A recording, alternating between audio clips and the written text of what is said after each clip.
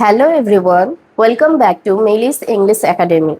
আজকে আমরা শিখব কিভাবে মার্কেটে আমাদের সাথে আমরা যে মার্কেটে যাই কিভাবে আমরা কাস্টমার হয়ে অ্যাজ এ কাস্টমার আমরা শপকিপারের সাথে কিভাবে কথাবার্তা বলবো সেটা আমরা ইংরেজিতে বলার চেষ্টা করব। আমরা প্রত্যেকেই তো প্রত্যেকদিন নাও হলে কখনো কখনো আমরা মার্কেটে যাই, কিন্তু আমরা ইংরেজিতে কথা বলি না, আমরা নিজের মাদার টাঙে কথা বলি, আমরা নিজের মাতৃভাষায় কথা বলি। তাই এখন আমরা প্র্যাকটিস করব যে মার্কেটে কিভাবে আমরা কথা বলবো, অ্যাজ এ কাস্টমার শপকিপারের সাথে কিভাবে কথা বলবো সেটাই আজকে আমরা ডিসকাস করব।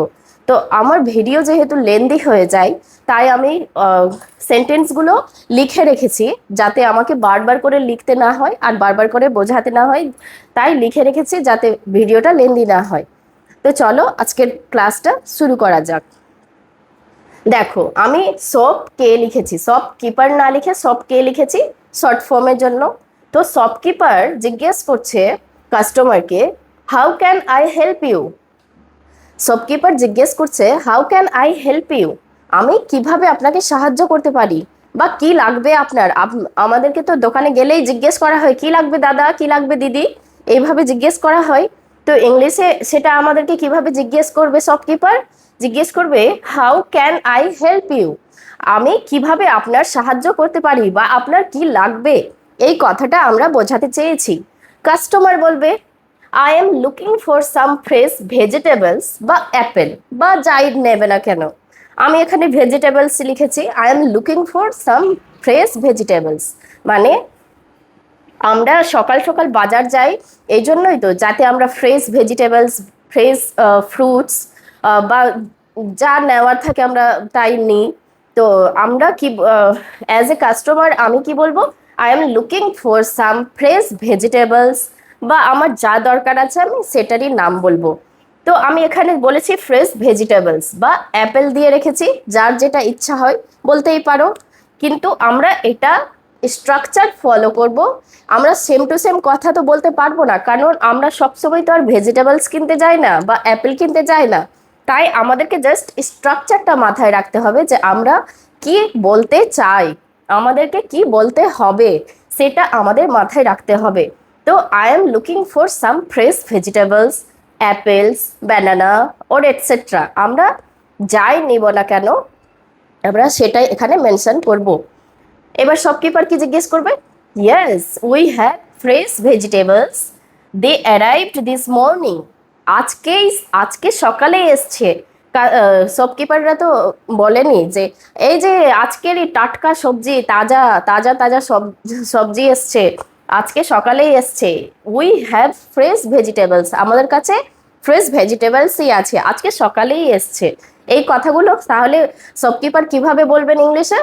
Yes we have fresh vegetables বা ফ্রেশ অ্যাপেলস, দে অ্যারাইভড মানে এসছে বা পৌঁছেছে, দিস মর্নিং আজকে সকালেই এইগুলো এসছে, ফ্রেশ ভেজিটেবলসগুলো এসছে। এবার কাস্টমার হয়ে আমি জিজ্ঞেস করব how much are are they, how much are they মানে সেগুলোর দাম কত বা কত টাকা কিলো, এই সব কিছু আমরা জিজ্ঞেস করার জন্য আমরা জিজ্ঞেস করব how much they, how much are they, sorry how much are they. তাহলে শপকিপার আমাদের কি রিপ্লাই করবে, যত টাকা কিলো থাকবে। আমি এখানে জাস্ট 180 লিখেছি, এখানে তুমি 200, যত যার ইচ্ছা মানে যে দাম বলে। আমরা তো এটা জাস্ট মনে করছি যে আমরা এভাবে কথা বলবো, আমরা তো সেম টু সেম আর কথা বলবো না। তাই আমরা জাস্ট এটা লিখে রেখেছি যে 180 পার কিলোগ্রাম। তো শপকিপার বলল they are rupees 180 per kilogram. এবার কাস্টমার বলবে they look fresh, can I have 1 KG please, দেখতে তো খুব ভালো লাগছে, দেখতে তো খুব টাটকা লাগছে, তাহলে আমাকে 1 কেজি দিন প্লিজ, আমাকে 1 কেজি দিন। সেটাকে ইংলিশে কি বলেছে, can I have 1 KG please, আমাকে 1 কেজি দিন। শিওর এনিথিং এলস, দোকানদারটা কি বলছে, শপকিপারটা কি বলছে, শিওর এনিথিং এলস, আমরা জানি এনিথিং এলস মানে আর কিছু লাগবে বা এছাড়াও অন্য কিছু। আমরা যখন এই কথাটা ইউজ করি বেঙ্গলিতে যে আর কিছু লাগবে, সেটাকে আমরা ইংরেজিতে কি বলি, anything else, anything else, anything else মানে হচ্ছে আর কিছু লাগবে, এছাড়াও কিছু লাগবে। তখন শপকিপার কি ইউজ করেছে, যে এনিথিং এলস, বললো yes I also need half a kilo of banana, আমার আরও মানে হাফ কিলো কি লাগবে, ব্যানানা লাগবে। এখানে বলা হয়েছে ইয়েস আই অলসো নিড, আমার আরও দরকার, কি দরকার, হাফ কিলো ব্যানানা। এবার শপকিপার বলছে হিয়ার ইজ ইউর ব্যানানা, দিয়ে দিল ওটাও।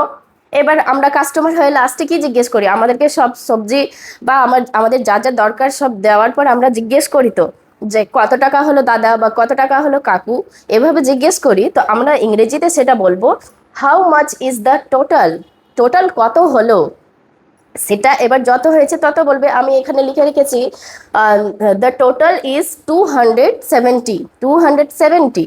এবার দেখো এখানে একটা টুইস্ট আছে, আমরা তো যখন বাজার করতে যাই আমরা সবসময় চাই 2 টাকা 5 টাকা 10 টাকা যদি কম করা হোক। শপকিপার যদি আমাদেরকে ওই 2 টাকা 4 টাকা 10 টাকা যদি ছেড়ে দেয় তাহলে আমরা একটা আলাদাই আনন্দ পাই। তো প্রত্যেকেই চাই যে আমাদেরকে একটু ডিসকাউন্ট দেওয়া হোক। তো শপকিপাররাও আশা করি ভালো করে জানে যে কাস্টমাররা ডিসকাউন্ট চাইবে, তাই ওরা ওদের মতোই দাম বলে থাকে আই থিঙ্ক, আমি জানি না। তো এবার কাস্টমার জিজ্ঞেস করছে যে can you give me a small discount, তো আপনি কি আমাকে একটু ডিসকাউন্ট দিবেন, বা can you give me some discount. তো এবার কাস্টমার শপকিপার ভাবছে যে এত কিছু যখন নিয়েছে তো এত মানে গ্রস টোটালে আমরা 10-20 টাকা যদি ছেড়ে দিই তাহলে কোনো যায় আসবে না। তাই উনি বলেছেন ওকে ইউ ক্যান পে 250, আমরা কিন্তু 270 হয়েছিল আমাদের, আমরা এখানে আমাদেরকে শপকিপার কিভাবে ডিসকাউন্ট, কতটুকু ডিসকাউন্ট দিল, 20%, 20% না 20 টাকা ডিসকাউন্ট করলো। আমাদেরকে পে করতে বলবে ইয়েস ইউ ক্যান পে 250। এইভাবে আমাদেরকে যদি ডিসকাউন্ট দেওয়া হয় আমরা নিশ্চয়ই কি বলবো, থ্যাংক ইউ ভেরি মাচ। এটা আর নতুন করে বলার কিছু নেই, থ্যাংক ইউ ভেরি মাচ বলবে, প্লিজ ভিজিট এগেইন, এরকম কিছু একটা বলবে। এই তো আজকে আমরা কি শিখলাম, মার্কেটে কিভাবে অ্যাজ এ কাস্টমার শপকিপারের সাথে কিভাবে কথা বলতে হবে, আমরা বেসিক কয়েকটা সেন্টেন্স শিখলাম। এবার আমরা এটা বেসিক থেকে অ্যাডভান্সের দিকেও যেতে পারি, আরও আমরা যত অ্যাডভান্সের দিকে যাব আমাদেরই ভালো। আমরা এটা কি করব, এবার প্রত্যেক দিনের জন্য আমাদেরকে রিভিশন করতে হবে বা প্র্যাকটিস করতে হবে। এবার আমরা শুধু লিখলে তো হবে না, যে আমরা খাতাতে লিখে দিলাম গড়গড় করে বলে দিলাম যখন হচ্ছে, কিন্তু আমাদেরকে এটা প্র্যাকটিস করতে হবে। প্র্যাকটিসের উপর ডিপেন্ড করে আমাদের চর্চাটা ডিপেন্ড করে, যে কথা বললে আমাদেরকে এভাবে টুকটাক করে ইংলিশে কথা বলতে হবে। সে আমাদের ভাই বোন হোক, দাদা দিদি হোক, যে কারোর সাথে হোক না কেন আমাদের সাথে এভাবে টুকটাক করে কথা বলতে হবে। তো আজকের ক্লাস আমাদের এতটুকুই থাক, নেক্সট ক্লাসে আমরা আবার অন্য নতুন কোনো টপিক নিয়ে আসব। আর ভিডিওটা যদি ভালো লাগে অবশ্যই একটা লাইক করে দিও, সাবস্ক্রাইব করে দিও আর শেয়ার করে দিও। Thank you for the watching.